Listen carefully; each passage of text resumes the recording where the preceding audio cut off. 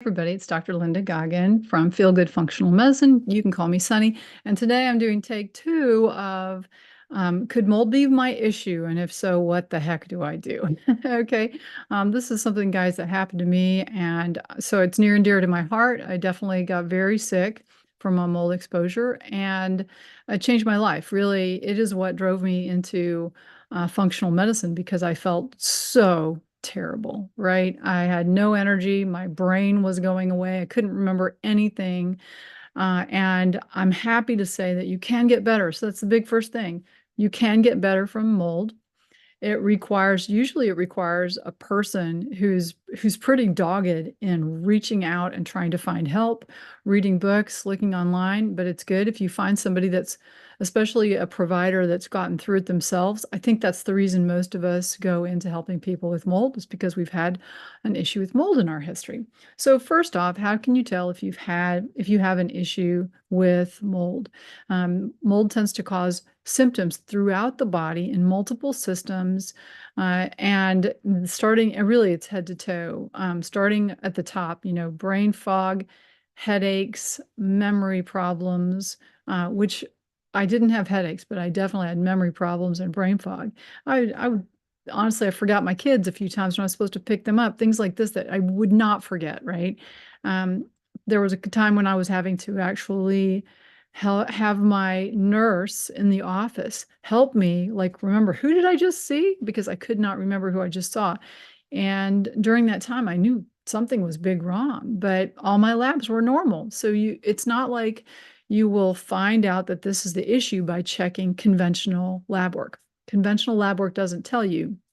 Usually we will use a questionnaire to see if you have enough symptoms. So if you just have one symptom, it's unlikely mold is the issue. The more symptoms you have in more different systems, the more likely it is. So moving down, people can have issues with their visual contrast sensitivity. They can't see gray from white as well. So there can be visual troubles, there can be sinus troubles, it can look like allergies. There can be hoarseness, difficulty breathing, coughing, sharp shooting pains throughout the body. I see them quite a bit in the lungs. Take a deep breath, sharp shooting pain. There could be gastrointestinal problems. There can be joint problems and pain, rashes, issues with your mental health. People can be depressed. I've seen people have mental health issues emerge when they were in a moldy place and then go away when they got out. Certainly, it can cause attention problems, focus problems, all the problems in your brain, and worst of all, it has been shown to be a cause of dementia. So they call it inhalational Alzheimer's. You do not want to get that. That really was what I thought was happening. I was losing my memory. I thought I was going to end up in a home. It was terrible. So look online and you can easily find mold questionnaires. One tricky thing is mold overlaps with a few other biotoxin illnesses that if you go online, you'll learn more about. Some of these are stealth infections, such as chronic Lyme disease, Bartonella, Babesia. Ciguatera poisoning also overlaps. So the kind of poisoning that you can get from swimming in that bad algae that makes all the animals sick.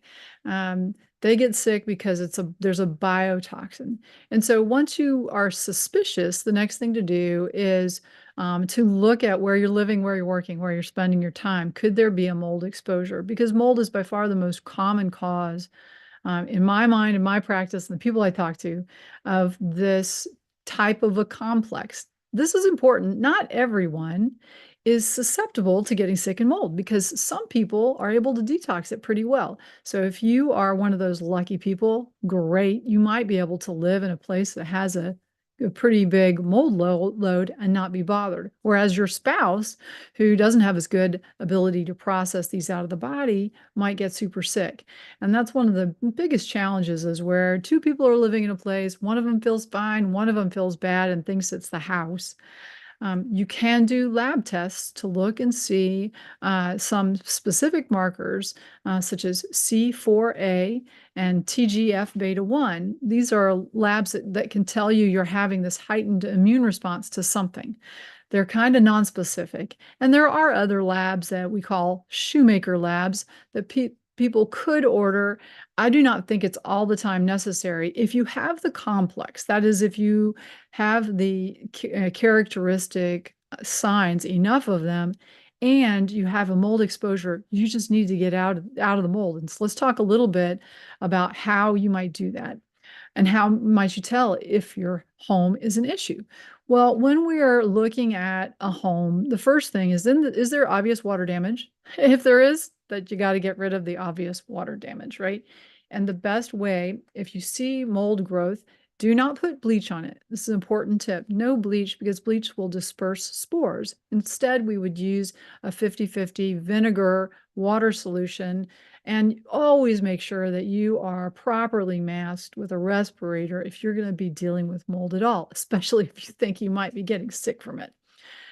So that would be vinegar and water solution would help for cleaning a mold surface mold that's not baked in and not grown in, because that's what mold does. It grows into construction materials, and that's why when we clean it up, we actually have to wall it off, cut it out, bag it up, and carry it away.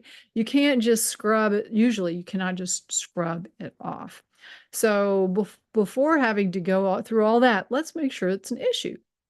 We must be sure that your home's uh, microbiome, just like your gut has a microbiome, your house has a microbiome, is normal, right? All molds and bacteria, they come from outdoors and they come in. So the idea with testing is to look and see if your home reflects molds as though it were just, people tracking them in a little bit, right? Because we expect to see some. And so it's important that you understand we're not looking for a mold-free home. You're looking for a home that doesn't have mold that could hurt you and doesn't have an overgrowth of it, okay? So in order to, okay, so now let's say we were going to test our house. I can't see anything. I don't see any water marks on the ceilings. I don't see any obvious mold growth.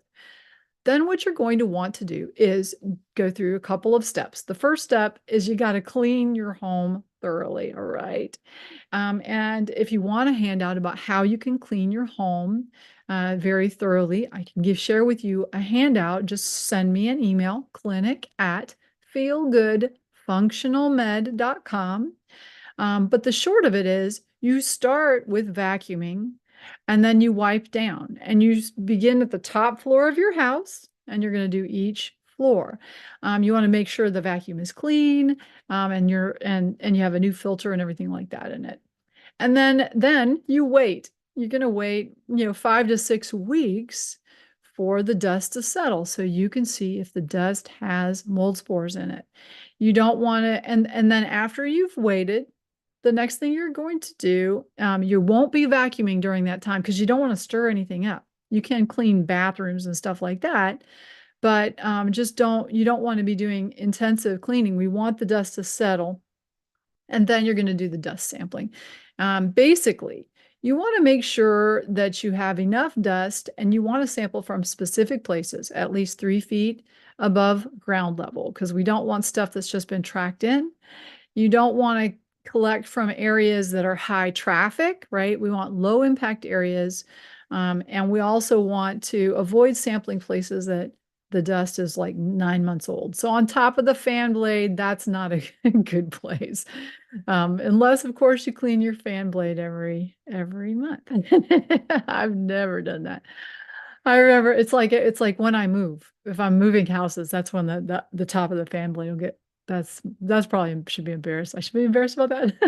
I don't know. So this is how, and then you would send it off to a place. And I put one of in the description below. There's a place where you can get those kind of sampling cloths and you can check yourself. Now, I really think that when people are trying to think about how to clean up their place. If there's any way you can get a mold professional, a real mold professional that knows about this, and I would be sending you to ICI, the Indoor Environmental Professionals that are listed at ISEAI, ICI.org. It's a great resource because they know really about how to inspect for mold. I have had home inspectors, and I know people who've had home inspectors that didn't understand where to look, or maybe they're just trying to sort of gloss things over, but you want somebody who's truly in your corner and understands mold illness to be doing your home inspection. And so ICI.org can be great. Now, what do you do if you find, oh, there's a problem here? Well, one thing that you can do is you can actually build something called you want to get air filtration, so you have at least a sanctuary where the air is clean. And one way is something called a Corsi-Rosenthal box. And let me show you a quick picture of what that looks like. Corsi-Rosenthal box is a DIY thing. You could make it at home, and it is made out of just house filters and a box fan and duct tape. And this has been shown to actually work as well as a very expensive house filter. So there is a link in the description to where you can learn how to make a Corsi-Rosenthal box. And then if you know you have an issue, you're going to wonder, well, what do I do with my stuff? Do I have to get rid of my stuff? Okay. That's hard, especially when you have beloved things. You know, the non-porous items like finished wood, that after you clean it, that's probably okay, right? Things that are hard, like this desk. This desk would be okay as long as it doesn't have growth on it, and it is cleaned. The other soft things are trickier. I'm so sorry. Porous items, books, fluffy furniture, stuffed animals. One thing you can do is put things that are suspect or things that you know are a problem into plastic bins that are sealed, right? And you know, there are some things that you could, like, you know, upholstered furniture. There might be a way that you could clean them. But for many people, it is like, it's time to redecorate, get some new stuff. For paper stuff, you can scan it or put it in plastic, right? You know, I just found some old house plants that I'm like, I have to save these, and these definitely have mold on them. So I'm going to probably just laminate them because I have to keep them. They're the only thing I have like that. Carpet is tricky. You know, mostly carpet is bad if you're in a moist environment, and most times, uh, they will need to be removed. It's possible, like a truck-mounted vacuum using a hot water extraction technique could maybe do that. Area rugs, a little harder, especially if you're sensitive. You know, you're taking them away from the house, beating them, right? Try and get everything out of them. Anytime you're dealing with any of this stuff and you're sick, you want to have a respirator on for sure. With beds, you know, I have had a patient with chronic daily headaches, terrible headaches, related entirely to mold in her mattress. When they got rid of the mold, the headaches went away. So make sure if you have chronic headaches, you're checking your mattress, especially if they're worse at night. You know, clothing can be washed. You know, normal soap and borax can be helpful. Curtains can probably be cleaned, but it might be easiest just to replace them. And if you're interested in getting this written down, I can definitely share it with you.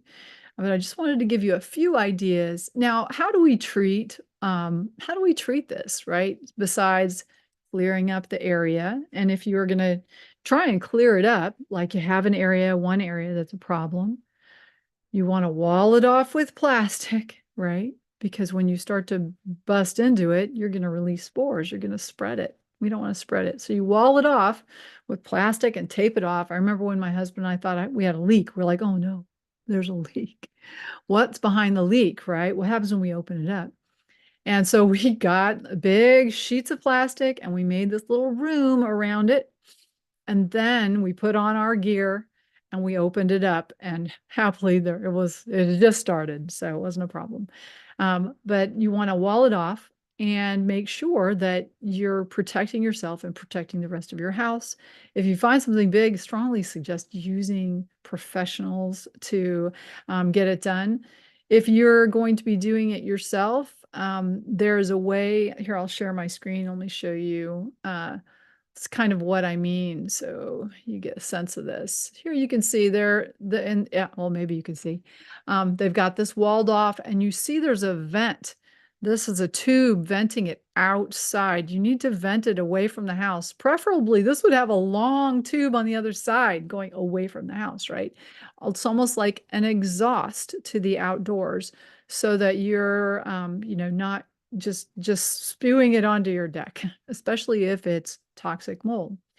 The other people ask me about other ways besides dust sampling. Can't I just put out some petri dishes? Well, petri dishes, the problem with petri dishes is that you're just going to grow something for sure. And if you're trying to go super economical, Petri dishes might give you an idea of where you need to sample, because when we're using the Swiffers or the sample cloths, you kind of want to do one floor. Like let's say let's say I had a 3-story house, has 2 stories and a basement. If I just sampled all over the house, I have no idea where that came from. So usually we suggest that you are doing a separate Swiffer for each level of the home. And if you're like, oh, I just want to try and hone it in a little bit more than that, you could get the plates from, Home Depot, order plates, and see where you are getting the most growth, or where you get a very different kind of picture, a very different kind of growth. It doesn't let you identify it. And the services that identify the molds, I have not had as much great luck with them. And so that's not usually the way I would go. I would say, well, maybe the plates might give you an idea where to sample, if you could only afford to check one area. But the sending off the plates for somebody else to analyze, I just don't find that very helpful. What other things? And so then if you determine you have a problem, the way we treat is with binders. And usually we're talking about, cholestyramine is a binder that is used as an old-timey cholesterol medicine. So what's great news is if you have problems with your cholesterol and mold toxicity, you can take cholestyramine for both, right? So cholestyramine is one of the things that's used. And people who are trying to help folks get rid of the mold often will use other binders also. Cholestyramine does not seem to be great for every different flavor of mold. So we might be using something like bentonite clay or glucose mannan or charcoal or chlorella. Yeah, so it sort of depends on what kind of toxins you have coming out of your body, which leads me to another point. Sometimes we will check urine mycotoxins. This is highly debated in the treatment world, whether or not it's very useful. I find it useful. I think that it can be helpful, although it's not absolutely necessary. Just the same with the lab tests. They can be helpful, but they are not absolutely necessary in my mind. What is absolutely necessary is that we are getting clean air to breathe. You have to have clean air, food, water. If you're very sensitive to mold toxins, you may even need to be on what we call a low mold diet, which avoids a few foods that people like a lot, such as coffee, alcohol, wine. Alcohol has got quite a bit of mold in it. You can get some coffee and wine that has been certified mold toxin free or it's been checked, but it is a problem. Grains also tend to be a problem. They tend to have some contamination. So going low grain, and then you can look up mold-free diet. If you're going to check your urine, you want to make sure you're on a mold-free diet for a few days before you do that. So you can really see what's coming from the air. What are you breathing in? And I hope that that's given you some good tips. And you can always reach out, clinic@feelgoodfunctionalmed.com. I do suggest anyone trying to recover from mold is using the LifeWave X39, the stem cell activation patch. I find that very helpful. And also, I'm loving the Eon and the glutathione. Glutathione helps with detoxification for those people. And for people who are wanting to heal from mold, if you choose to try those patches through me or one of my organization, you can actually get a free course on how to heal from mold. Shoot me a message if you want to hear more about that, and have an awesome, awesome day. May it be filled with joy and presence.